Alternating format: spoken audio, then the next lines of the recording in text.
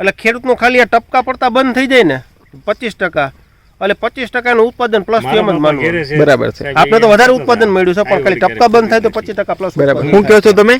મારા બાપા વાડી આટો માર્યો ત્યારે એમ કહેતા કે આ લીંબુ મેં ક્યારે નથી જોયું ફૂટેલી. એમ 50 વર્ષ એને માર્કેટમાં લીંબુ વેચ્યા સાહેબ એને. બરાબર છે. હું 5 વાગ્યા અહીંથી વયો જાઉં અને 5:30 માર્કેટમાં પગી જાઉં. મારા ગ્રાહક બાંધેલા છે, જે ભાવ તમારે લખો એ લખજો, મને લીંબુ આપી દો, એ લઈને વયા જાય.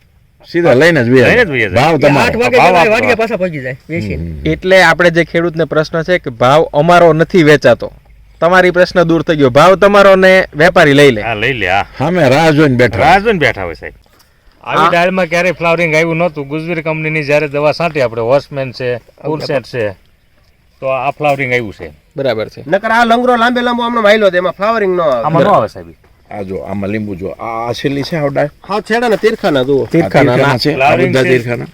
આ તમે શું કહો છો? આ આવા આ લીંબુ આ સાઈઝ થાય જ છેલ્લે, જેની ગોળી જ થાય સાહેબ. એમ હા આ મોટું થયું અને પાક્યું ત્યાં લીંબુ. અહીં મને આ કંપની જે જોતી હતી મળી ગઈ. ભાવ તો હોય દે ચીજો.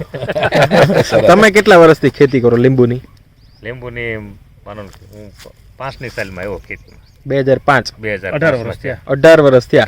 18 વર્ષમાં તમે મને એવું યાદ કરીને કહો કે કોઈક એક એવી કંપની છે જે બધા જ પ્રશ્નોનું સમાધાન એક હારે આપી દે? એવું ક્યારેય નથી બન્યું. નથી બન્યું? નથી ક્યારેય.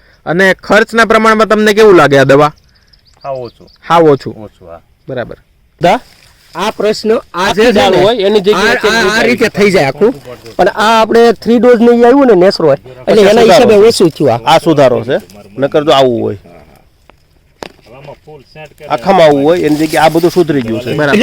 આ ડાળ તમે જુઓ ને, આ ડાળ અહીંયા નજીક તમને નજીકમાં જો આ ડાઘ દેખાય ને, આ નોર્મલ ડાઘ જ રહ્યા, નકર ઈ બધા આની જેવા હોય. બરાબર છે. એટલે રિકવર થઈ ગયો, ડાયરેક્ટ રિકવર થયું. બરાબર. પાન એકદમ ખુલ્લા હશે, પ્લસ પ્લાન બધું સીધું હશે પાન.